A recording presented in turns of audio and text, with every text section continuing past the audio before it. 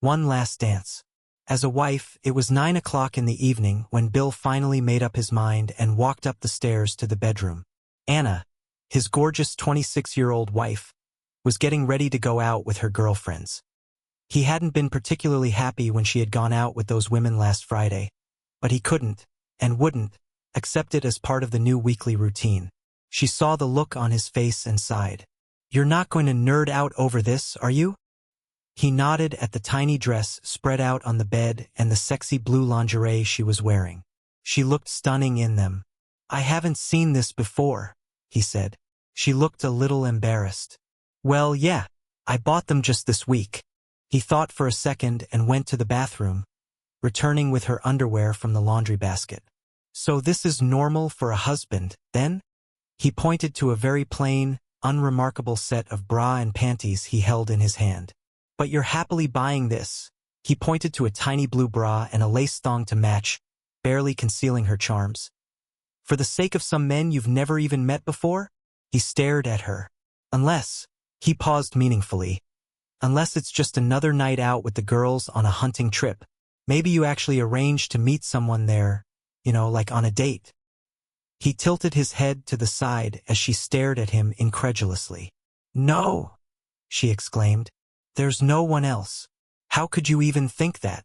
"So," he said, ignoring her question and choosing his words carefully, "when you go out with your friends, you never dance with other men, hug them, kiss them, or let them touch you? How dare you even suggest that?" Now she was angry. "I dare to assume it because I know more about your girlfriends than you probably realize," he replied. "One's single, two are divorced, and then you, so that's the complete package. Do you really expect me to believe that when they're looking for casual sex, they won't try to bring you down to their level? How dare you judge them?" She snapped at him. "I'm not judging them," he replied calmly. "They are free to make their own choices, just as you are." She looked at him suspiciously. "So you're telling me not to go? How can you call that a choice?" "I didn't tell you not to go. I just made it clear that I thought it was inappropriate behavior for a married woman, and that your friends were dragging you into situations that would inevitably end badly for our marriage." She got angrier. "Are you seriously suggesting that my going out with my friends could jeopardize our marriage?" She snorted derisively. "Don't be so damn insecure. I'll always come to your house. Why are you so worried?" "I'm worried because you're the most beautiful woman I know, and you go clubbing with single girls I don't trust. Add to that horny men and alcohol, and it's a sure path to trouble," he continued, raising his hand to prevent her from interrupting. "Our marriage is already in jeopardy because you think that this," he waved his hand at her near-nakedness, "is something your husband should just accept without question. Well, it's too late now. I promised to meet them at 10 o'clock, and you're going to make me late by keeping this up." She went back to her makeup.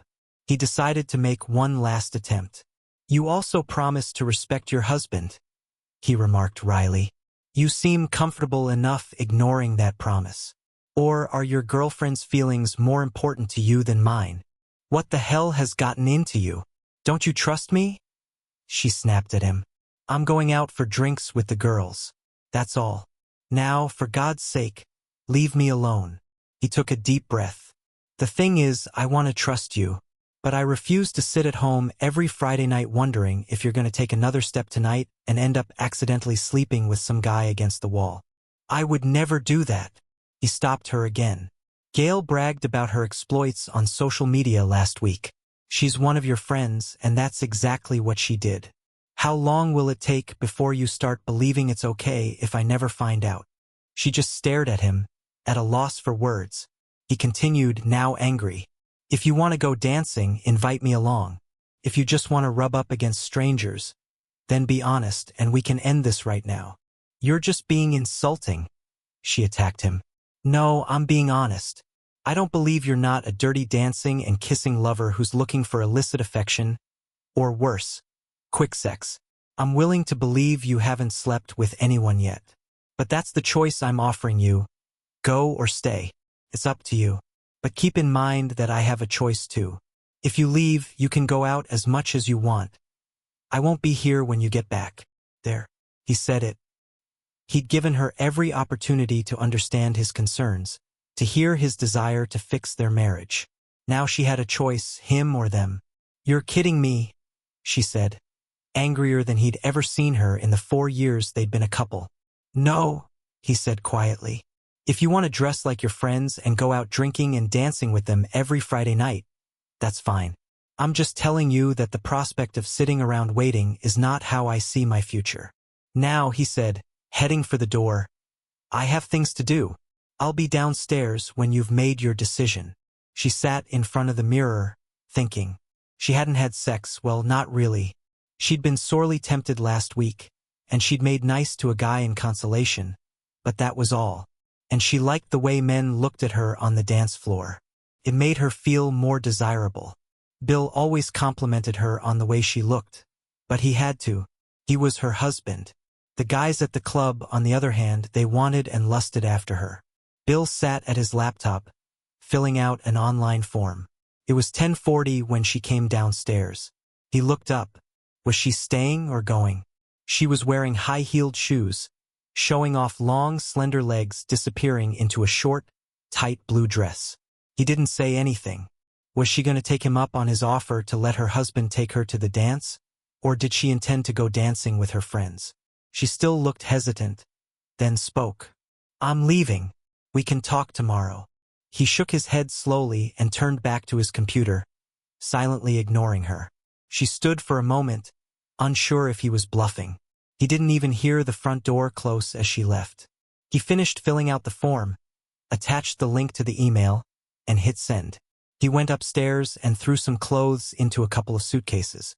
On Monday, he would tell his boss that he had accepted the job he had been offered in Dubai. He hailed a cab, and while he waited, he sent a message to his wife's family group on WhatsApp. "Hi everyone. I'm sorry you have to find out like this, but Anna has made it absolutely clear to me that she needs more excitement and variety in her life than I can provide for her. I emailed her a link to our divorce filing. It has been an honor to be a part of your family, but I hope you can understand why I have decided not to stay in touch with all of you from now on." He had one more thing to do. He walked over to the printer, took a piece of paper from the output tray, and wrote something at the bottom. He stuck it on top of their wedding picture above the fireplace. Then, he turned off his phone and went outside to wait for his cab. Anna had just sat down at a table at the club and was chatting with Gail when her phone rang. "If this is Bill begging me to come home," she said irritably. It wasn't. It was her older sister, Karen. "Where the hell have you been disappearing to?" Karen yelled. At the club with my friends," Anna said defensively. "Why? Does Bill know?" Karen asked. Yeah. Well, he knows I'm out with my girlfriends, so what's the big deal? Was he happy about it?" Karen seemed angry, but then again, she'd always had a soft spot for Bill. "Well, no, he wasn't happy about it, but I told him we'd talk tomorrow." "Well, good luck with that, you stupid fool. He dumped you. If you don't believe that, check your email." Gail watched, stunned, as Anna frantically tried to open the email app on her phone.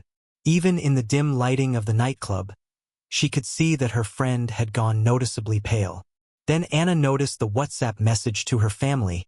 That must have been the reason for Karen's call. Her phone rang again. Thank goodness it was Bill.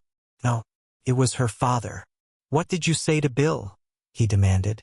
"That man treated you like a queen, and you wanted more?" "More."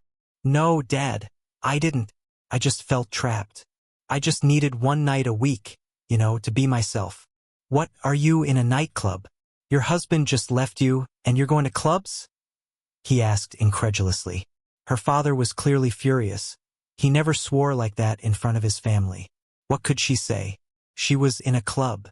It was obvious from the background noise. "No, Dad, he must have decided something after I left." "Dad? Dad?" He hung up. Anna grabbed her bag and phone and hurried to the exit, completely ignoring Gail and not noticing her other two friends as she passed them. On the street, she found a cab and was home in 15 minutes. On the way, she tried calling her husband, but his phone went straight to voicemail. The house was quiet and deserted. She kicked off her shoes and ran upstairs. Most of his clothes, his shaving kit, were gone. She went downstairs. His phone, laptop, wallet, all gone. Upstairs again. His passport was gone too. He'd warned her. No ambiguity. No room for misinterpretation. If she left that night, she'd come home to an empty house. She knew he hated lies.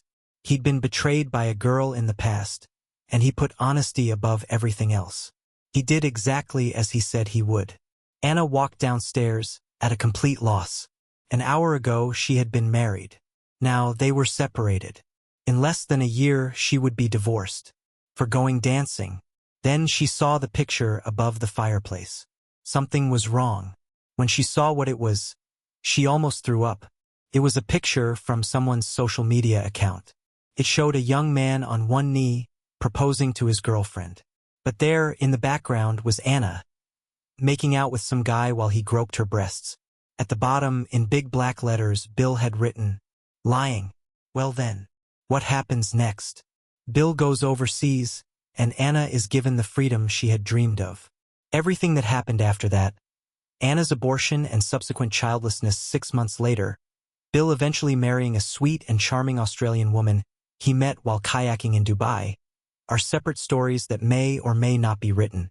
But their story, Bill and Anna's story, ended there.